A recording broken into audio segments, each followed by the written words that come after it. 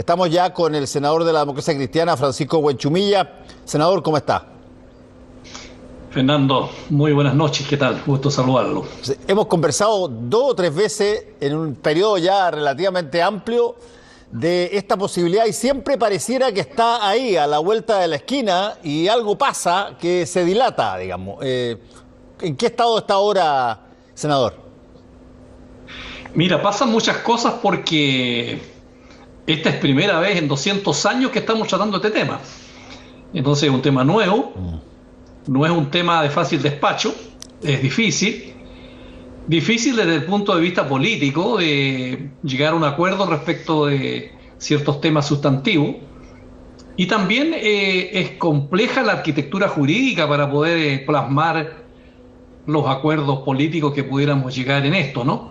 Entonces, por eso que ha sido difícil la tramitación de este proyecto de reforma constitucional.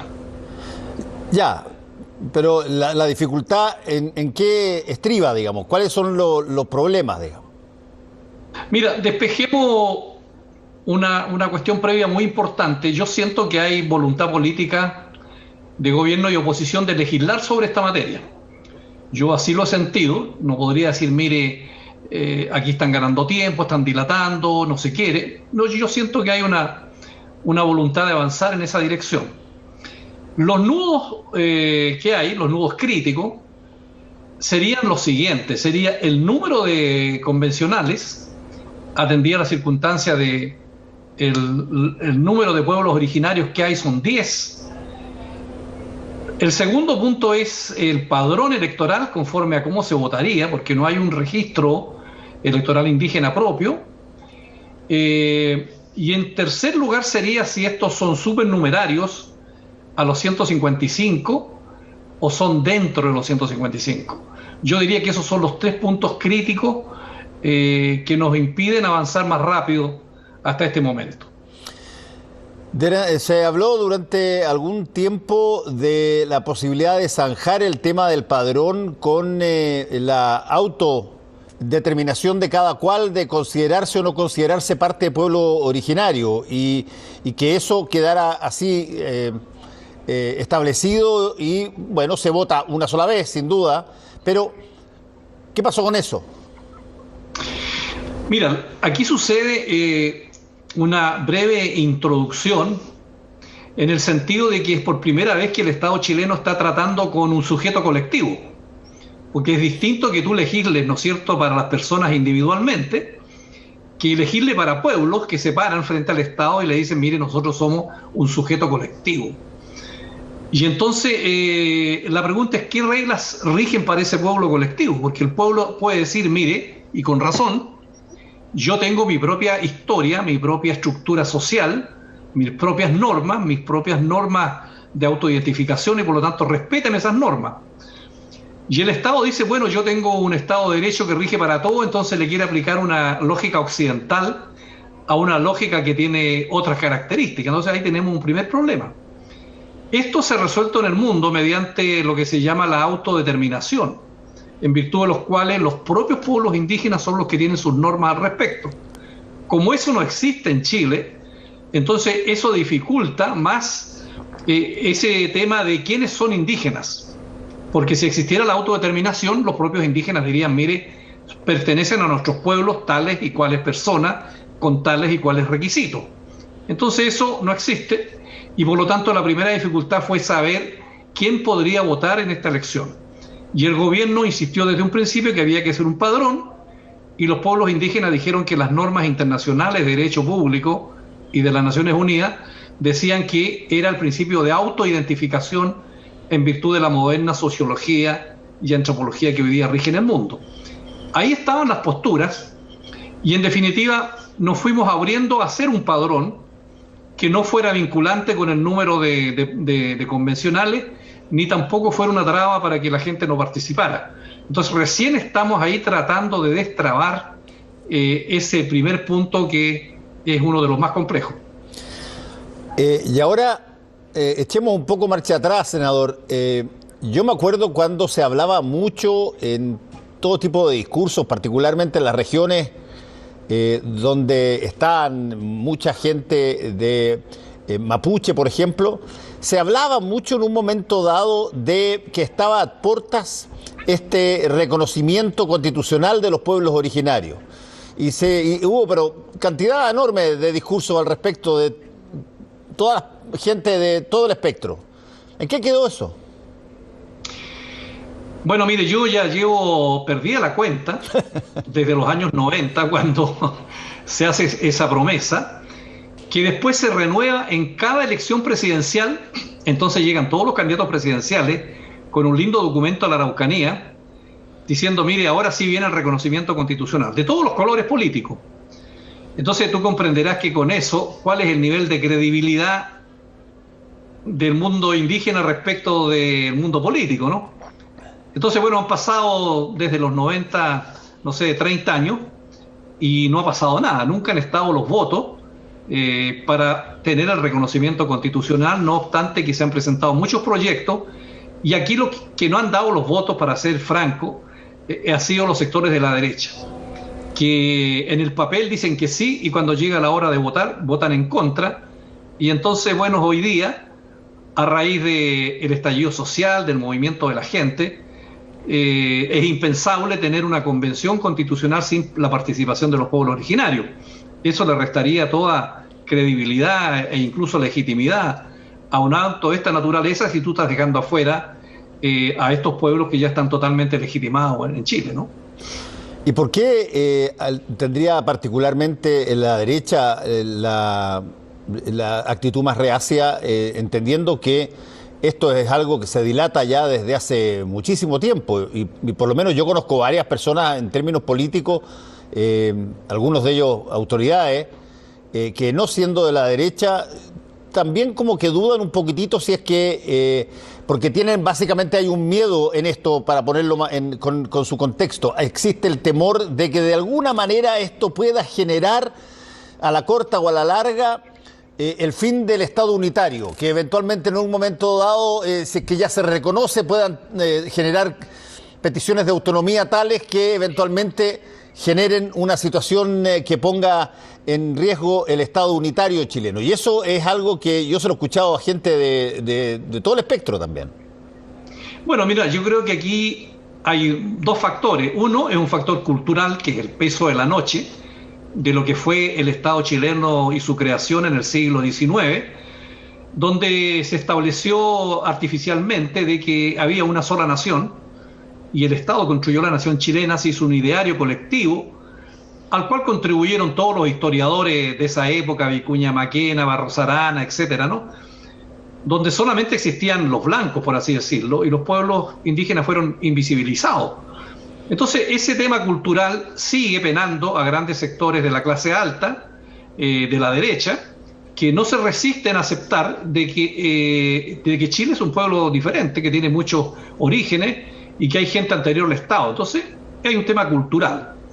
Lo segundo es que se confunde lo que es el Estado unitario con un Estado plurinacional, porque el Estado unitario significa que hay un solo centro de poder político para tomar las decisiones, que es un poder central. A diferencia del Estado federal, que tiene muchos centros de poder para tomar decisiones colectivas obligatorias. Entonces puede haber perfectamente un Estado que tome centralizadamente decisiones, pero que sea plurinacional. Entonces la plurinacionalidad no atenta para nada contra el Estado unitario. Al revés, la diversidad fortifica al Estado, porque la diversidad enriquece a la sociedad, a la nación, al país y a la sociedad en su conjunto. Entonces son temores propios de atavismo que no se han logrado superar en este siglo XXI por sectores muy reaccionarios de la sociedad chilena. Bueno, pongámoslo en un contexto que no tiene que ver con los pueblos originarios, pero más o menos lo mismo que usted está señalando, senador. Es parte del temor que tienen muchas personas en el ámbito de la política de generar, por ejemplo, mayor autonomía a las regiones. Todo el proceso de regionalización, de alguna manera, también descansa en la idea de que aquí haya una verticalidad muy, muy específica, muy dada, y no se vayan a desbandar las regiones, más aún si es que tienen algún grado o un mayor grado de poder económico, si es que acaso ese regionalismo incluye el que puedan quedarse alguna de las cosas que se generan de riqueza dentro de las propias regiones. Bueno, también ese es un atavismo que viene desde la creación del Estado, pues, y que lo tomaron de los Borbones, del cardenal Richelieu, en realidad en Francia, que creó los intendentes, y un Estado muy centralizado en Francia. Y bueno, la Constitución del año 1833 de Diego Portales y compañía fue una constitución hiperpresidencialista, un Estado centralista. Santiago se comió a Concepción y a Coquimbo, y a partir de ahí hemos tenido un Estado absolutamente centralizado hasta el día de hoy. La elección de los gobernadores es un proceso nuevo. Esperamos que inicie una nueva etapa y donde tengamos mayores facultades, atribuciones, mayores recursos. Bueno, yo ese proceso lo conozco mucho. Acuérdate que yo fui intendente, fui alcalde, así que viví lo que es el centralismo santiaguino. Sí. ¿Y qué hay de todos esos ejemplos que se esgrimen, senador, de otros países? Estamos llenos de ejemplos de otros países, y de Waitangi en Nueva Zelanda, y lo que hicieron los canadienses, y lo que hicieron los nórdicos, y la situación que el propio Estados Unidos ha tenido con sus pueblos indígenas en términos de generar oportunidades económicas. Nada de eso ¿Ha tomado alguna fisonomía más o menos práctica acá, fuera de los discursos? Bueno, los países desarrollados son tales en muchos ámbitos con respecto a Chile, ¿no? En el desarrollo económico, en tecnologías, también en términos culturales, porque todos ellos solucionaron sus problemas con sus pueblos originarios de una manera bastante notable, como es el caso de Estados Unidos, Canadá, Noruega, Nueva Zelanda. Entonces ellos pasaron a otro estado y tienen países muy integrados, desarrollados, y donde existe la autodeterminación de los pueblos indígenas y no existe este conflicto, esta violencia que tenemos aquí, salvo cuestiones episódicas que hay, pero tenemos que caminar hacia allá. Entonces Chile tiene que mirar al desarrollo, pero también un desarrollo integral, donde el tema de la tolerancia y la cultura sea clave para poder ser un país más moderno en esos términos. No falta mucho para llegar a Nueva Zelanda, para que siempre se habla. Ese tratado de Waitangi que tú te refieres de Nueva Zelanda es del año 1840, imagínate. Entonces, cuando estaban allá los neozelandeses, acá el Estado chileno le estaba echando al ejército y quitándole las tierras a los mapuches en la pacificación, entre comillas, de la Araucanía. Entonces, estamos a años luz de lo que hacen los países desarrollados al respecto. Sí, a mí me sorprendió el Tratado de Waitangi, que es tan citado hoy día, pero cuando uno empieza a mirar lo que estaba pasando en Nueva Zelanda en esa época, oye, el Tratado de Waitangi se negoció, pero con una cantidad de muertos gigantesca entre medio, y con unas situaciones de violencia bien altas también. Entre otras cosas, se generó un tratado porque había que parar esta disputa muy fuerte que tenían los neozelandeses que venían de Inglaterra y los que estaban maorís en las islas. Entonces, no es que, como de repente se trata de decir, oye, es que nosotros no tenemos nada que ver con Nueva Zelanda porque ellos lo hicieron todo pacíficamente porque ven el resultado, ¿no? La cosa fue muy dura ahí también.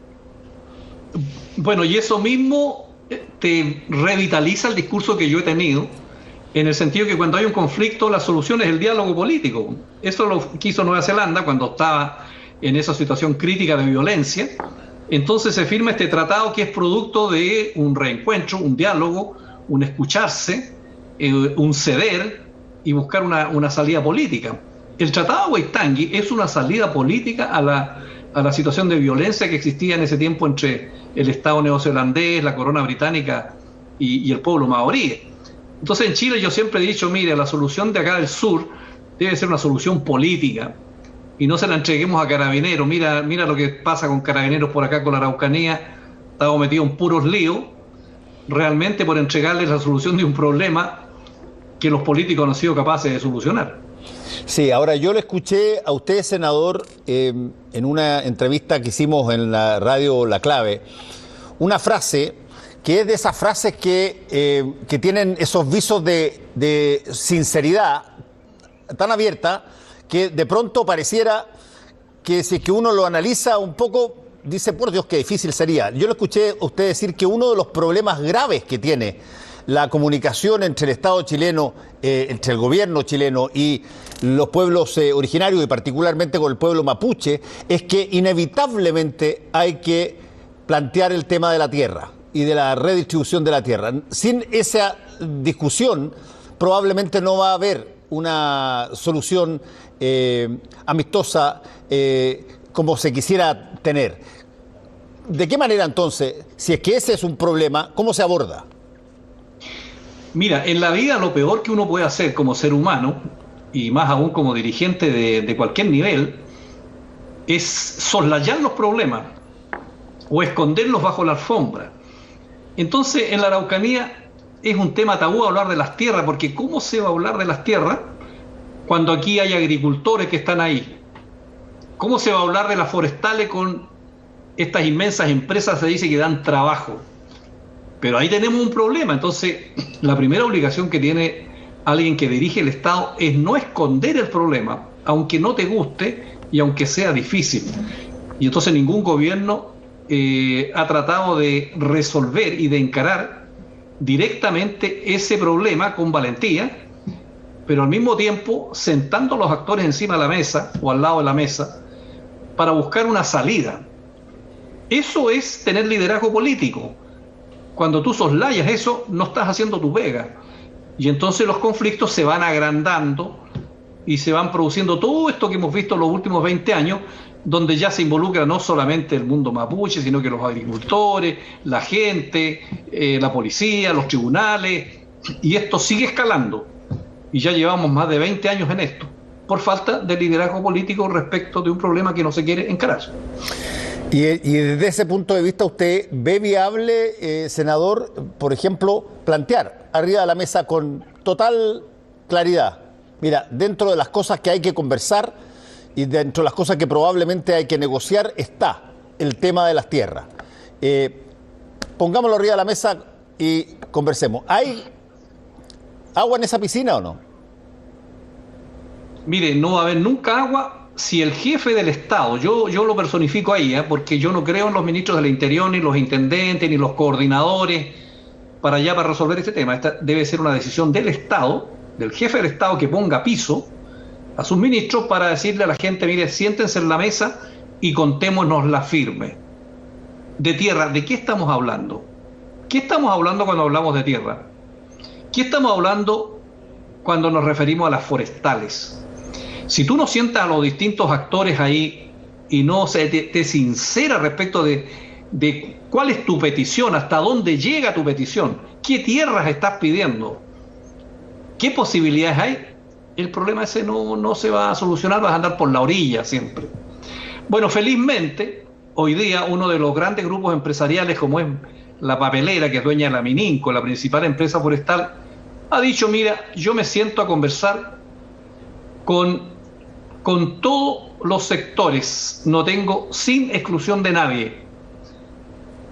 Eso ha dicho el señor Gacitúa de la Papelera. Pero el sector político parece que no lo escucha simplemente. Que es curioso, porque uno tiende a pensar que la dinámica se produce al revés, que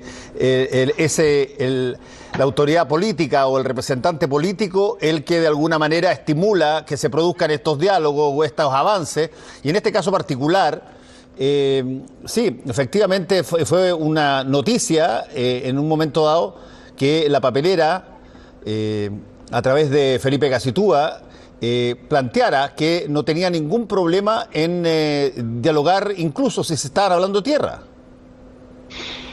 Mira, quiero decirte algo. A mí mucha gente en los últimos meses me ha dicho, bueno, ¿y tú por qué no eres candidato presidencial? Tú eres senador, conoces el Estado, has estado en todas partes, lo conoces completamente. Y yo te digo, una de las cosas que tiene que hacer un presidente es tomar decisiones aunque sean difíciles. Yo hubiera sido presidente de la República, llamo al señor Gacitúa y armo una mesa de trabajo de inmediato en la Araucanía. Y no quiero decir que yo sería como un candidato presidencial que hubo hace años atrás que dijo que un problema lo resolvía en 5 minutos. No se resuelve en 5 minutos, pero mientras tú no tomes una decisión de conversar con todos, con los que están por una vía y los que están por otra vía, y encares este problema, vamos a seguir marcando el paso a la Araucanía con todas estas lamentables situaciones que cada cierto tiempo son noticia nacional, por falta de decisión y de liderazgo en la conducción del Estado. ¿Y qué tanto el factor de la violencia en la Araucanía de alguna manera contribuye a que esta situación se mantenga así, ceteris paribus, sin movimiento? Lo que pasa es que la violencia en una sociedad democrática no es el método, pero tú tienes la obligación de preguntarte cuál es la causa de la violencia. ¿Por qué un sector del mundo mapuche no le cree al Estado, no le cree a la vida institucional? Por eso que yo hago tanto hincapié en la importancia que tienen los escaños reservados, y se lo he dicho al gobierno. Si no hay acuerdo en los escaños reservados, ¿qué estás diciendo tú? Le estás diciendo al mundo indígena, mire, en la vía institucional ustedes no entran, ustedes van a quedar fuera de la convención, van a estar en la próxima esquina o en la vereda al frente, mirando cómo se desarrolla la convención. No hay lugar y espacio para ustedes en la vía institucional. Busquen otra vía. ¿Cuál es la vía que van a buscar? Entonces, esa es la responsabilidad que tiene actualmente el presidente de la República y su gobierno para buscar un acuerdo en esta materia. No podemos tirar a los pueblos indígenas a la vía extrainstitucional, simplemente por no llegar a un acuerdo en una cosa tan importante como es la convención para hacer una nueva constitución. Ahora, el argumento que esgrimen algunos ahí es un argumento básicamente de, bueno, ¿para qué hay que hacer particular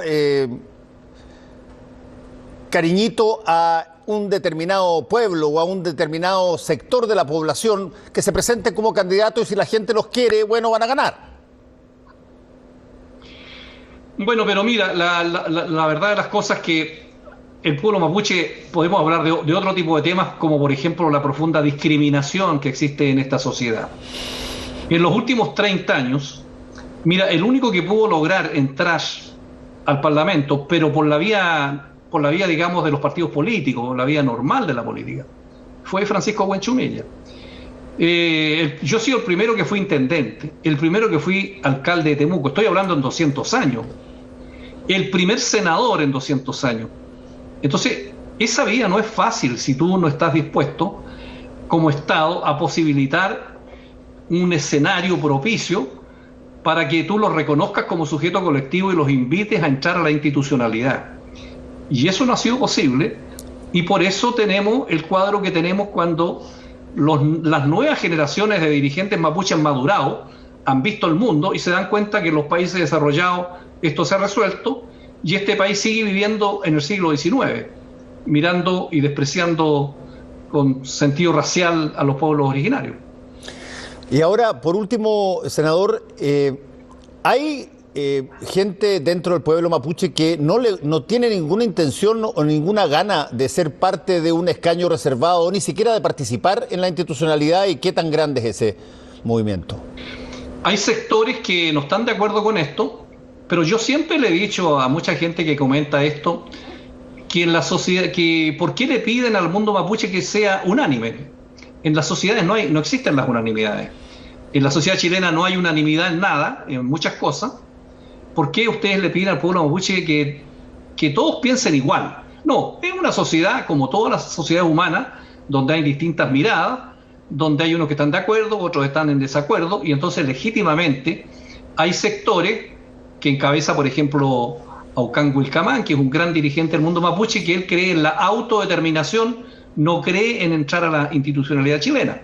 Bueno, esa es una postura respetable, pero la inmensa mayoría de los dirigentes indígenas están en otra, quieren entrar a la institucionalidad y quieren escaños reservados, y entonces lo adecuado y sabio políticamente es buscar los mecanismos para que este país tenga a todas sus hijas e hijos de cualquier color y de cualquier origen dentro del espacio público donde se toman las decisiones que importan a toda la sociedad chilena, ¿no? Por último, senador, ¿cuál es su tincada, le voy a preguntar por su tincada. ¿Cuál es su tincada respecto a los escaños reservados? Se básicamente concentra el problema en si van a ser más sobre los 155 o dentro de los 155 o hay problemas adicionales. Mire, la tincada mía es una tincada optimista porque yo creo que los dirigentes políticos chilenos del Parlamento y del gobierno cometerían un error histórico si no se llegara a un acuerdo y fracasara esto. Yo creo, mira, no quiero imaginarme una convención en que no estuvieran participando los pueblos originarios. Después de todo esto que se ha armado, que el final de la película sería la siguiente: señores, los pueblos originarios, no hubo acuerdo, ustedes se quedan afuera. Yo le digo a la gente que nos está viendo, ¿se imaginan ustedes cuál va a ser la reacción social de millones de chilenos y del mundo indígena? ¿Tú crees que se van a quedar tranquilos cuando todas las banderas mapuches flamearon en todas las marchas que hicieron los santiaguinos a lo largo de estos últimos meses, para que después esas banderas le digan, miren, ustedes llévensela para su casa porque aquí no entran? Porque están en las marchas pero no están en las instituciones, porque están en el corazón de la gente pero no están en los políticos. ¿Cuál sería ese escenario social?